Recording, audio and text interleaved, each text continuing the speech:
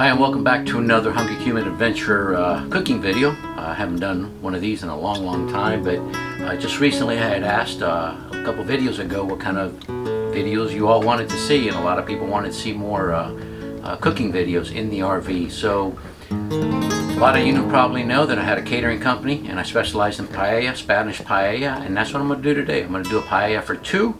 It's going to be a real simple paella. It's just going to be chicken and shrimp. It's still called a mixto paella. A mixto paella is any kind of paella that you make that's mixed with some kind of a protein, whether it be rabbit or chicken or meat, and a seafood. It could be mussels or clams or scallops or shrimp. So today we're going to do a real simple one, a chicken and shrimp paella, better known as a mixto paella, which could be pretty much anything.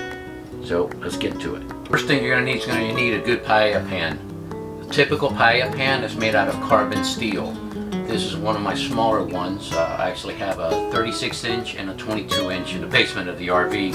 I kept those from when I used to do my catering business, but you can get these on Amazon. I'll leave you a link in the bottom. Carbon steel. The only thing with the carbon steel is you don't get a flat bottom. And if you're like us in our RV, we have an induction cooktop. In the induction cooktop, you're going to need a stainless steel one. Now, stainless steel are more expensive, but the bottom is flat and it'll sit on the induction properly and it'll give you proper heating. So that's what I'm going to be using today, a stainless steel paella pan. This is about a 13-inch pan, and it'll feed 2 to 4 people depending on how hungry you are.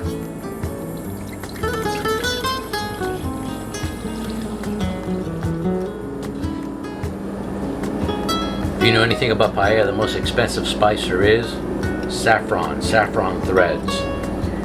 It's very expensive.